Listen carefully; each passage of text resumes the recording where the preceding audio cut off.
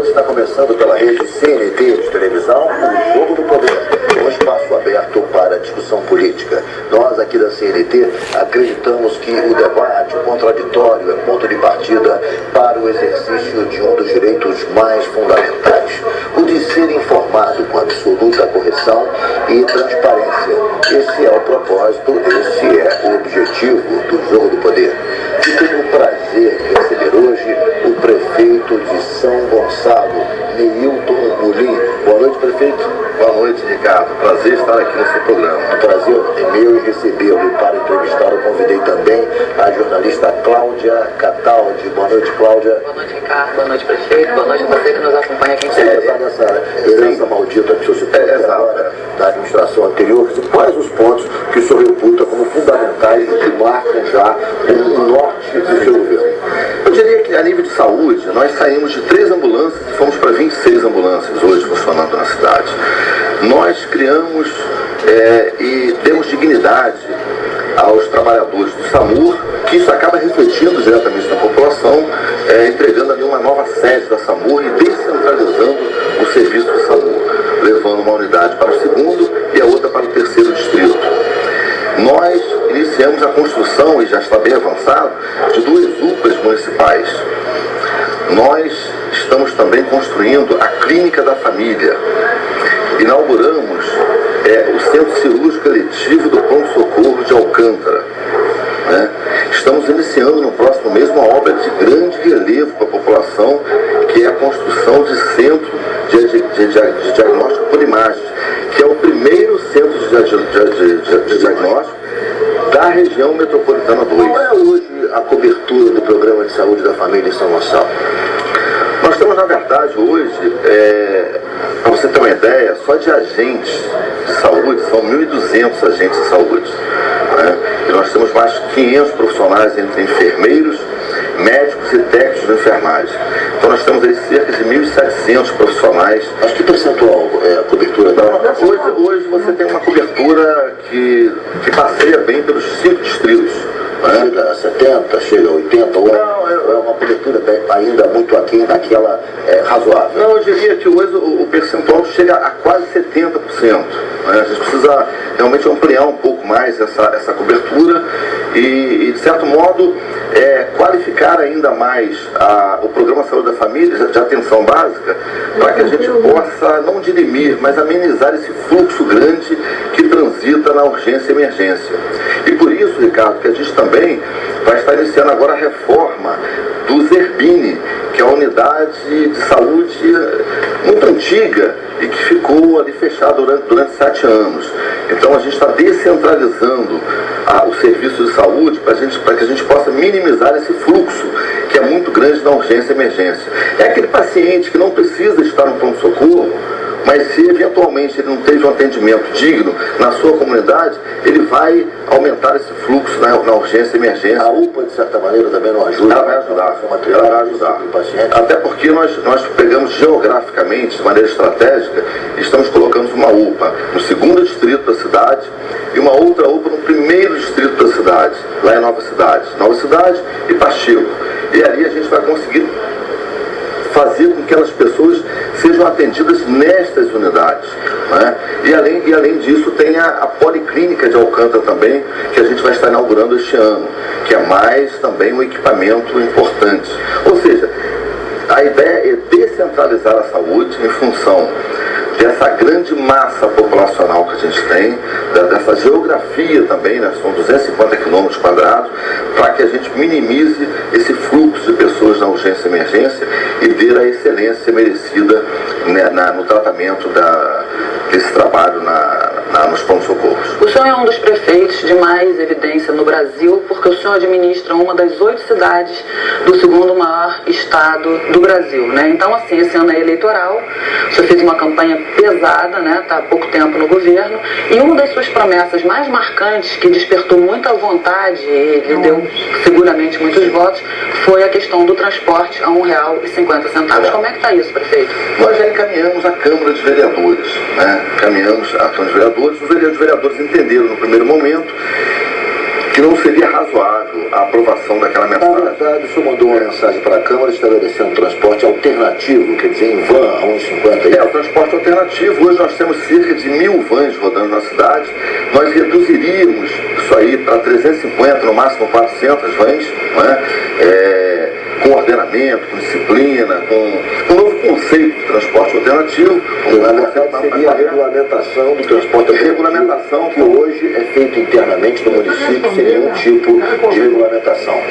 Na verdade, o transporte hoje absolutamente ocorre ao arrepio da lei, é isso? Nós queremos regularizar o transporte alternativo. Portanto, a gente tem conversado com os vereadores. Ontem eu estive conversando com o presidente da Câmara para a gente poder regulamentar o transporte alternativo já com a passagem social a 1,50, como o senhor prometeu. Porque minha promessa, na verdade, a promessa ela seria de forma gradativa, né? Nós chegaríamos a 1,50 no decorrer do governo, mas nós queremos de imediato implantar a passagem já a 1,50. Mas a Câmara reprovou esse projeto. A Câmara, e o senhor acha que há possibilidade de uma renegociação com a Câmara de modo a enviar novamente o projeto? Eu acho que o diálogo está sendo um diálogo bem estreito, de um entendimento muito claro de que isso é importante principalmente para a população assalariada. Não é? Se as pessoas têm uma economia de R$ 78 mês, já é um café da manhã, já é a melhoria da qualidade da alimentação. Retomar o projeto, então?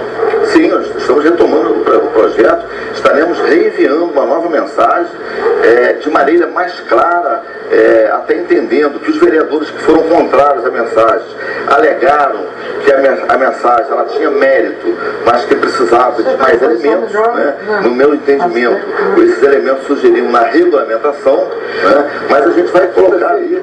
Essa questão do transporte alternativo em São Gonçalo me parece muito emblemática. O noticiário policial já registrou há algum tempo crimes, atuação de cooperativas absolutamente irregulares, ou seja, é como se existisse uma máfia operando esse transporte alternativo em São Gonçalo. Como é que o senhor está? Quer dizer, o senhor acha até que ponto essa, digamos, máfia ou esse grupo que age totalmente à margem da lei estaria, de certa maneira, conseguindo impedir o avanço da regulamentação? Eu diria, Ricardo, que 90% dos trabalhadores de transporte alternativo são pessoas do bem. São trabalhadores que levam o seu sustento para suas casas. Agora, existem ali infiltrações, evidentemente, de pessoas que compõem esse conceito de máfia, né? Mas uma vez regulamentado o transporte alternativo, a gente vai dirimir, por vez, o ingresso dessas pessoas. Essa regulamentação se daria individualmente, com cada trabalhador? Através de permissão individual. Não, porque as cooperativas que formavam esses cartéis, essa relação escusa, né? E é justamente isso que a gente quer evitar. Por isso a permissão individual. Perfeito. Eu vou fazer um rápido intervalo. O Jogo do Poder volta em 1 minuto.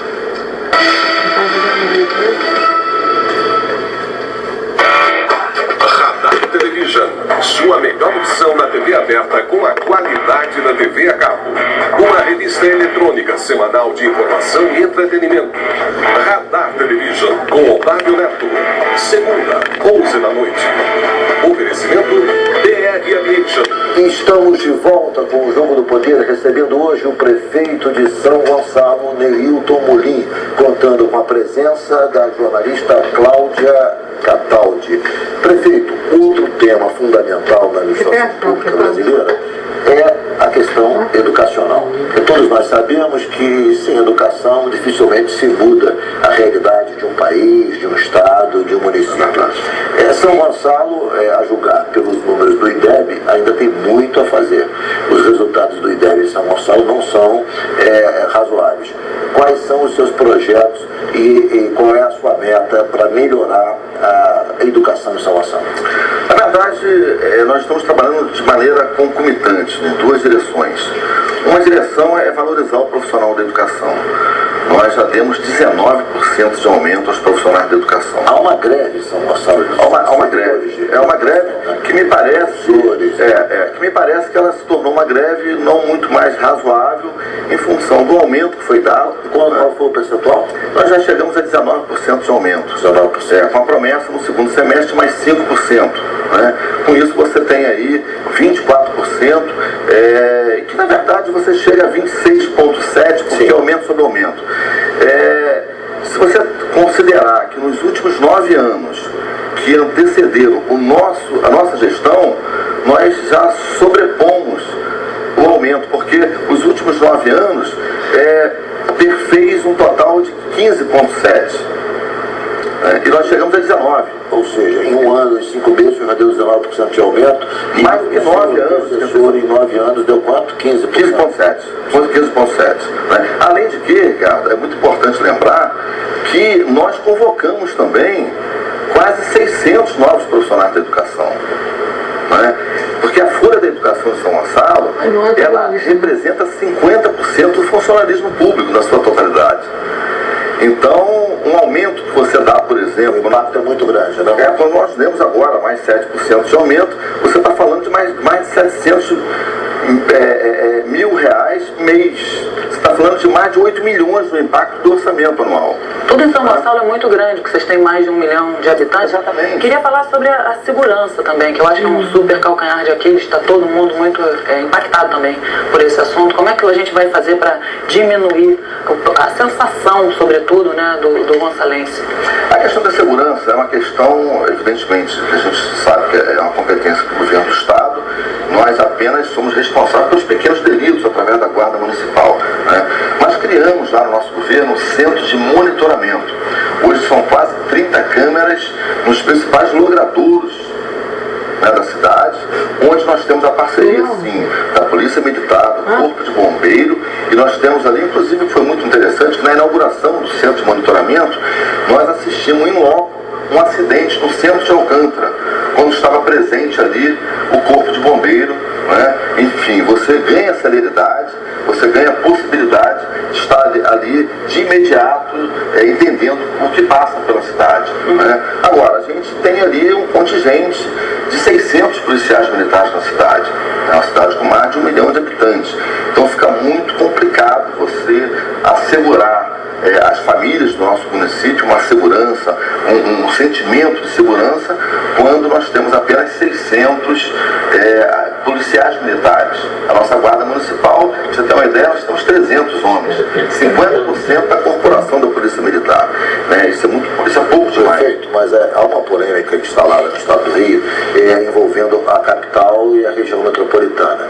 Os prefeitos da região metropolitana quase unanimemente dizem que após a instalação das UPPs, as quadrilhas migraram para a região metropolitana, para a Baixada, para Niterói, e o senhor tem a experiência de São Gonçalo. Houve realmente em São Gonçalo também maior incidência de crimes a partir das UPPs no Rio de Janeiro? Sem dúvida alguma que essas pessoas migraram para a nossa região, para a Metropolitana 2, para Niterói, para São Gonçalo, Itaboraí, e evidentemente a violência aumentou. Não é? E se a gente se mantém com esse contingente da corporação da Polícia Militar, é evidente que hoje você tem, por exemplo, o dobro de assaltos em ônibus.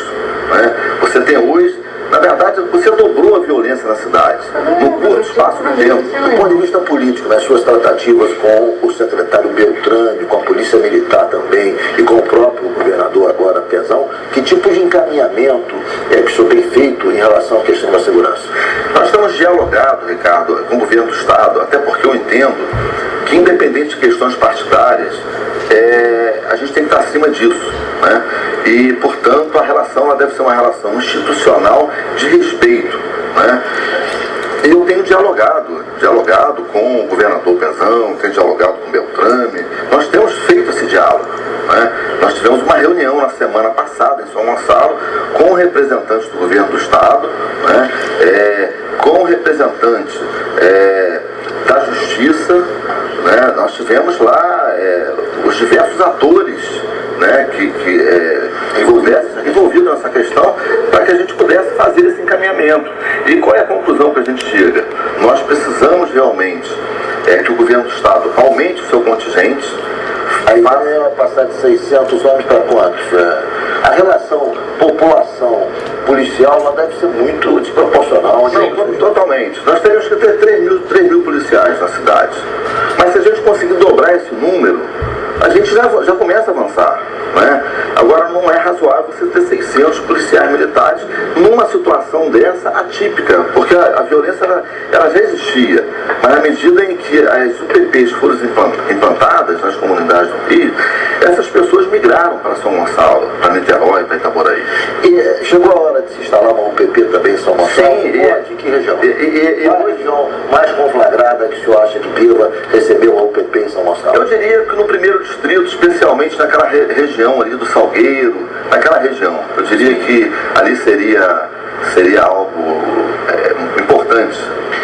O senhor desperta muito ciúme, porque a presidente Dilma teve recentemente lá, assinou 172 milhões, ainda não liberou, mas já teve assinatura, né? O senhor está no partido com o Garotinho, que é o PR, né? um dos prefeitos que apoia o Garotinho, que é antagônico ao governador do PMDB, né? O governador Pezão. Isso faz uma ciumeira muito grande? Como é que é isso, prefeito? Não, acho que a relação ela tem sido, desde o primeiro momento que a gente assumiu o governo, já falávamos sobre isso, que nossa relação seria uma relação de grandeza, né? Eu fui deputado federal por 2 vezes e tive ali no governo do Lula, do governo da Dilma, nós éramos base do governo, fomos base do PR, né? Eu fui vice-líder, né, da bancada, e a nossa relação sempre foi uma relação de respeito, né? E eu acho que a Dilma tem tido esse reconhecimento, né? Esteve ali por 2 vezes já na cidade de São Gonçalo. Na base do governo federal. Agora, em relação ao governo do Estado, quer dizer, a relação é uma relação institucional, uma relação republicana. Eu sei que o governo do Estado desenvolve projetos lá como o Bairro Novo, lá em São Gonçalo, ou seja, parcerias com a prefeitura. Essas parcerias, o senhor acha que são satisfatórias? Como é que o senhor analisa a sua relação com o governo do Estado, que hoje, do ponto de vista eleitoral, estão em campos opostos? Desde o início nós estabelecemos uma relação, e nas minhas falas, nos meus discursos, nunca foi diferente. Relação de grandeza e, sobretudo, de respeito à população, que pegou e disse, não, eu quero o Neilton prefeito, né? Porque na ocasião existiam forças, nós éramos minoritários na questão da caminhada eleitoral, né?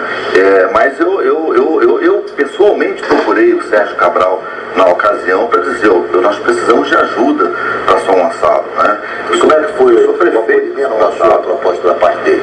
Eu acho que houve aquele acolhimento. É bem verdade, Ricardo, que a Cláudia está colocando muito bem aqui. É claro que existe aí, daqui a pouco estamos às portas aí das eleições, não é? Então é bem verdade que, por eu ser do PR, é claro que alguns outros municípios acabam tendo um carinho maior do governo do Estado, não é? Isso ocorre. Mas eu não vou dizer que a nossa relação seja ruim. A nossa relação é uma relação de grandeza, é uma relação republicana, sobretudo buscando aí atender a população, né? Eu não me fechei em momento algum para o diálogo com o Estado. Dialoguei muitas vezes com o Estado, né? Eu sou prefeito da cidade, eu preciso... por exemplo, nós temos aí a questão do monotrilho, né? Que é um projeto do governo federal, mas que o Estado deverá participar também da questão lá da linha do metrô, né? Muito bom o senhor falar isso, eu tenho uma expectativa enorme. Vamos fazer um rápido intervalo e vamos voltar falando da linha 3 do metrô. O Jogo do Poder volta em minutos. O Jogo do Poder recebendo o prefeito de São Gonçalo, Neilton Molim, contando com a presença da jornalista Cláudia Cataldi, que vai encaminhar uma pergunta ao prefeito. Cláudia. Prefeito, embora todos nós saibamos que não é da sua competência, não é da esfera municipal a feitura do metrô, mas tem uma expectativa muito grande da população de poder desfrutar desse transporte mais rápido, mais clean, mais tudo, né? Como é que está, então, a feitura do metrô? Na verdade, esse é um compromisso da presidenta Dilma, né, que esteve em São Gonçalo, colocou publicamente o compromisso da realização dessa obra, que com certeza vai resolver no mínimo em 50% também na mobilidade da cidade, né?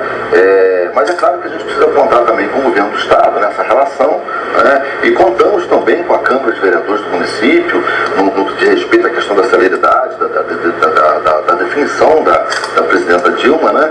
E agora, por último, também o aceite da presidente Dilma em relação a um projeto projeto que apresentamos sobre a questão do BRT. O senhor apresentou um projeto à Presidência da República, à Casa Civil, para a construção de um BRT em São Gonçalo, facilitando ali um canal exclusivo para ônibus, ligando que região, na verdade, prefeito?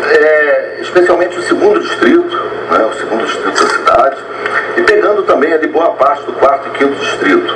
Quer dizer, na verdade, o BRT ele vai ser muito importante porque ele vai ser um complemento da linha 3. Ele vai ser um complemento da linha 3 do metrô.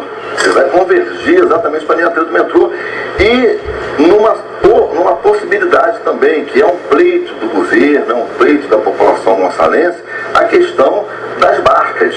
Então o BRT também convergeria também para a Baía do Guanabara, né? Então para as margens ali da Baía do Guanabara. Quer dizer, não há nenhum tipo de demanda, não há nenhum tipo de caminhamento da sua parte para que haja também o transporte de barcas para São Gonçalo. Quer dizer, na verdade, o prefeito de Maricá, semana passada, 2 semanas desse programa aqui, disse o seguinte: é um absurdo que temos aqui essa Bahia e não haja transporte marítimo nessa região, não haja transporte de barcas ligando os municípios da Baixada que estão no entorno da Baía de Guanabara.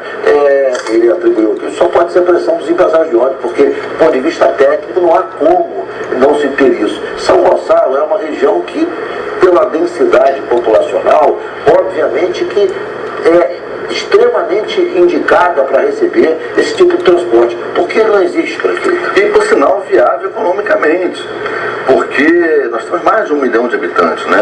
Aliás, eu já conversei com o governador, né? Tenho conversado com o governador acerca disso.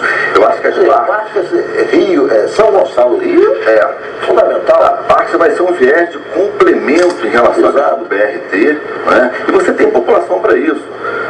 Existiu um dado momento em que o empresário das barcas, não, aquilo ali não interessa muito, né? Porque a população sai de São Gonçalo e vai para Niterói, então a gente já tem esse cliente, né? A minha visão poderia ter contrária. 5 vezes mais, talvez. Exatamente. E outra coisa, nós estamos num processo de modificação da densidade demográfica em função do Compete. A população não para de crescer, né? Então ali cabe muito bem as barcas e ela seria muito bem-vindo, e aí eu quero também contar com o governo do estado nesse sentido, para que a gente possa ter o BRT cumprindo o seu papel de maneira integral. A presidente Dilma já liberou a verba do BRT, é isso? Não, essa semana o senhor recebeu já a notícia de que a presidência da República acolheu o seu projeto e liberou a primeira parte da verba. A presidente Dilma, ela já publicou em diário oficial a liberação do recurso de 9 milhões de reais para a execução do projeto. Sim. Ou seja, para desenvolver o projeto executivo. Sim. Né? Só a partir do projeto executivo que a gente inicia as obras, que é algo em torno de 240 milhões de reais. Existe uma expectativa muito grande política em torno do senhor, já que o seu município tem esse orçamento, que aparentemente é enorme, mais de 1 bi, mas esquece-se que tem mais de 1 milhão de habitantes? Existe esse tipo de expectativa? Não, acho que a população ela tem um entendimento de que o nosso orçamento é um orçamento tímido. É um orçamento tímido porque você tem uma população muito grande. Se você for comparar, por exemplo, São Gonçalo com outras cidades do estado, né? Macaé, por exemplo? Exatamente, não precisa nem ir muito longe. Se você for para Niterói, que é uma cidade vizinha, você tem a dificuldade muito grande, porque você tem muito mais equipamentos na área de saúde, muito mais equipamentos na área de educação, né? Nós temos, por exemplo, só a nível de escolas e creches, nós temos 105 equipamentos, né? Porque nós temos poucas creches em São Gonçalo. Pasmem vocês, Ricardo, nós temos 7 creches municipais em São Gonçalo. Apenas 7. Nós estamos construindo agora 12 creches municipais e nós queremos chegar no final do nosso governo com 30 creches entregues à população. Então, são mais equipamentos que se tornam necessários serem construídos, né? E aí o orçamento ele vai se tornando cada vez mais tímido. E aí você tem que buscar viés para que você crie esse orçamento. Nós estamos, inclusive, sistematicamente nos reunindo com a equipe econômica para a gente poder... O senhor vai lançar uma tipo de refis, vai exatamente negociar a dívida ativa do município. Nós vamos lançar o refis. Vamos lançar o refis, onde esse devedor ele terá a oportunidade, né, de ficar quite perante o poder público com um recurso menor, com subtração de juros, dentro de um escalonamento que o interesse mais, né, com pagamento à vista, com 100% de desconto de juros. Então a gente vai buscar este caminho para que a gente possa crescer o orçamento e buscar um superávit. Quando o senhor pegou o município, ele estava no CALC? Naquele Serasa dos municípios? O município estava entrando no CALC e não deu tempo de correr para salvar. E aí depois sim, depois a gente colocou o município 100% passível de receber financiamento. Parcerias, exatamente. Prefeito, um programa federal que despertou ultimamente polêmica foi o programa Mais Médicos. A classe médica, muito corporativa, passou a criticar a presença de médicos cubanos, mas curiosamente alguns médicos brasileiros se negavam a ir para os rincões mais distantes dos grandes centros populacionais. É uma contradição, porque na verdade você não tinha médico disposto a ir para regiões assim, mais inóspitas, digamos assim. No entanto, me parece que após a implantação do programa, eu tenho recebido aqui mesmo, nas minhas andanças pelo Brasil, depoimentos absolutamente favoráveis ao trabalho do programa Mais Médicos. Eu queria aqui o seu depoimento a respeito do Mais Médicos em São Gonçalo. Que tipo de avaliação, quantos cubanos o senhor tem lá e que tipo de avaliação o senhor faz do trabalho deles? Nós temos 3 cubanos e 4 bolivianos e 3 brasileiros. Na verdade, nós temos 10 profissionais. Precisamos de muito mais, mas chegaram 10. Eu diria que são profissionais extremamente comprometidos. Eu estive conversando semana passada com a doutora Márcia, secretária de Saúde, e ela estava fazendo uma avaliação desses profissionais, do nível de comprometimento desses profissionais. Queremos receber mais profissionais, né? Especialmente os cubanos, se mostraram assim, com muito compromisso, muito aguerridos em relação à causa da saúde. Realmente, eu em momento algum critiquei a presidente Dilma em relação a isso, até porque a gente sabe que a gente tem um baixo nível de formação na área da saúde ainda no Brasil, né? É óbvio que a prioridade deva ser dada aos médicos brasileiros, desde que eles queiram. Se não querem ir, há espaço para que outros venham. Exatamente. Isso é uma coisa, acho, lógica, embora as corporações, os sindicatos, as associações dos médicos criticam, quer dizer, a presença de médicos de outros países, especialmente os cubanos, mas a meu ver, por uma questão ideológica, ou então de espírito de corpo, do que exatamente por uma questão, do que pela análise racional, porque se os médicos brasileiros não querem, é natural que se ofereça a outros médicos. Até porque é dada oportunidade aos médicos brasileiros, uma vez que eles não querem estar inseridos. Eu acho que a medida da presidente Dilma foi louvável em relação a isso. Eu vou fazer um rápido intervalo e volto em 1 minuto. O Jogo do Poder hoje está conversando com o prefeito de São Gonçalo, Neilton Molin. Estamos de volta com o Jogo do Poder, hoje recebendo o prefeito de São Gonçalo, Neilton Molin, e contando com a presença da jornalista Cláudia Cataldi, colunista do jornal O Fluminense. Prefeito, estamos aí no limiar, no início da campanha presidencial. Há alguma discussão dentro do seu próprio partido sobre que rumo tomar nessa campanha? Alguns defendem ao apoio do partido a reeleição da presidente Dilma, outros preferem não ter nenhum tipo de comprometimento, não se vincular a nenhuma candidatura. Qual é a sua opinião, prefeito? O senhor está fechado com o presidente Dilma ou não? A minha posição clara é apoiar a reeleição da presidente Dilma. É claro que eu não sou o líder do partido, eu sou o vice-presidente do partido no Estado. A gente recebe orientações, mas eu acredito que através dessas consultas que têm sido feitas às comunidades, né, através da liderança do partido, eu acho que a tendência é o Partido da República aqui no Estado do Rio caminhar com ao presidente Dilma. Esse é o meu sentimento.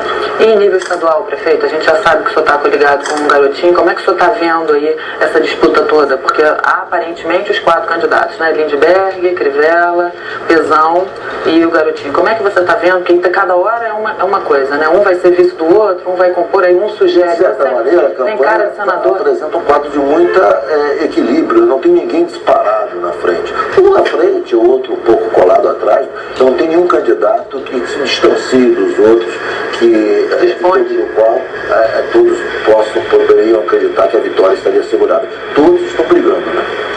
Na verdade, na última pesquisa que eu vi, o garotinho realmente estava na frente, estava bem à frente, né? Segundo o Crivella, e depois ali o Pezão com o Lindbergh, no empate técnico, né? Eu acho que é uma eleição, nenhuma eleição é fácil, né? Mas sem aqui nenhuma parcialidade.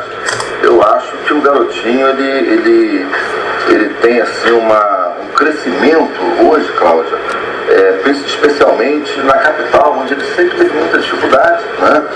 O interior, que perfaz aí 30% do eleitorado, né? A capital 40%, a região metropolitana mais 30%. Hoje ele tem um crescimento muito grande na capital, né? Então acho que nenhuma eleição é fácil, acho que é uma eleição disputada, mas vejo aí o garotinho com grande força de poder chegar, né? Porque o garotinho, se a gente for fazer uma retrospectiva, o garotinho ele foi governador do estado e ele indicou a Rosinha na época, e a Rosinha se elegeu No primeiro turno. Primeiro turno. E a Rosinha não tinha sido sequer vereadora. Verdade. Né? Então ali foi um sinal importante naquele momento para ele, da sua aprovação, da aprovação do seu governo, né? A eleição da Rosinha. Enfim, o garotinho tem se comportado em Brasília lá, agora entregou a liderança, né, do partido, mas como líder ali, acho que ele se apresentou bem, acho que ele conseguiu fluir bem ali na questão da relação política. E, enfim, eu acho que nenhuma eleição é fácil, né? Nenhuma eleição é fácil. Que tipo de avaliação, por exemplo, o senhor como prefeito faz do governo Sérgio Cabral, né? Desses 7 anos do governo Sérgio Cabral? Que tipo de juízo o senhor tem do governo? Eu acho que faltou um pouco no governo do Sérgio Cabral, talvez uma sensibilidade no sentido de vislumbrar a possibilidade de se trabalhar especialmente a questão do social, né? Você ir lá naquela camada mais carente da sociedade e dar ali alguma esperança àquelas pessoas, né? E o garotinho fez muito bem isso, né? O garotinho ele elencou muitas ações na área social, que muitos até julgavam como ações populistas, mas que naquele momento se fazia necessário, como hoje há ainda, né? Uma grande subtração da massa populacional que vive, né, na extrema pobreza. Eu acho que esses projetos eles devam voltar, né, a acontecer no estado do Rio, não no sentido de buscar fazer paternalismo, mas se trabalhar concomitantemente desenvolvimento econômico do estado, mas também aqui você dá a mão àquela pessoa que está precisando e que precisa sobreviver e que precisa ter esperança para que os seus dias sejam dias melhores, expectativas de construção da sua cidadania. O garotinho ele tem um perfil meio ame-o ou deixe-o, né? O senhor já tem uma forma diferente, mais conciliadora, né? Tem uma forma mais serena de lidar. Eu acho que o garotinho, ele foi um governador muito jovem. O garotinho foi um governador de 38 anos de idade, né? Então o garotinho hoje tem 54 anos. Então eu acho que erros que eventualmente tenham ocorrido no passado, ele já não os cometeria neste momento, porque houve um amadurecimento, né? Ele era muito jovem, ele tinha 38 anos de idade, saiu de Campos para ser governador do estado, né? Acertou, acho que muito, senão não teria feito a Rosinha, governadora, né?